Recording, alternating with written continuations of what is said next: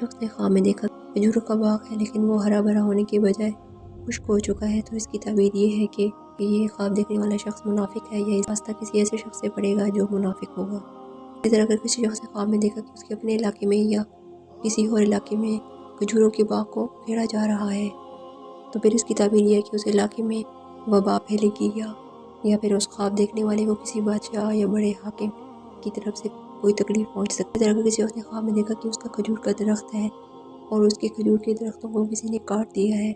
تو اس کی تعبیر یہ ہے کہ اس کو یا تو کوئی سفر درپیش ہوگا یا تو پھر اس کا کسی کے ساتھ جھگڑا ہو سکتا ہے، پھر جس کام میں یہ اس وقت مصروف عمل ہے وہ کام ناپسندیدہ ہے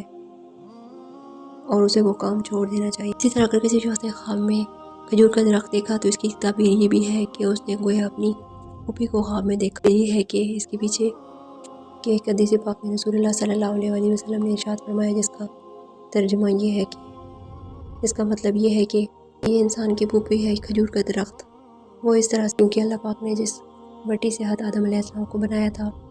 وہ مٹی کا خمیر جو کچھ باقی بچ گیا تھا اس سے اللہ پاک نے کھجور کا درخت بنا دیا۔ تو اسی طرح کھجور کا درخت انسان کی پھوپھی بنی۔ تو اس کی تعبیر یہ ہے کہ گویا اس نے اپنی خواب میں اپنی پھوپھی کو دیکھا، تو اس کی تعبیر ایک پھوپھی سے بھی دی جاتی ہے۔ تو وہ اپنے خواب میں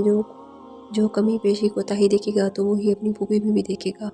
اسی طرح اگر کسی شخص نے خواب میں دیکھا کہ اس نے کھجور کی گٹھلی کہیں پر دبائی اور اس گٹھلی سے کھجور کا درخت نکلا اور آہستہ آہستہ بڑا ہوتے ہوتے ایک بہت بڑا درخت بن گیا، تو پھر اس کی تعبیر یہ ہے کہ اس کا بیٹا بہت بڑا عالم دین بنے گا۔ اور اس کی ایک تعبیر یہ بھی ہے کہ کوئی کمینہ گھٹیا آدمی بہت بڑے عہدے پر فائز ہوگا۔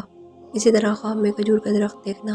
اولاد کے کثیر ہونے کی نشانی بھی ہے اور بیویاں زیادہ ہونے کی علامت بھی ہے، عمر پانے کی علامت اور نشانی بھی ہے اس کی۔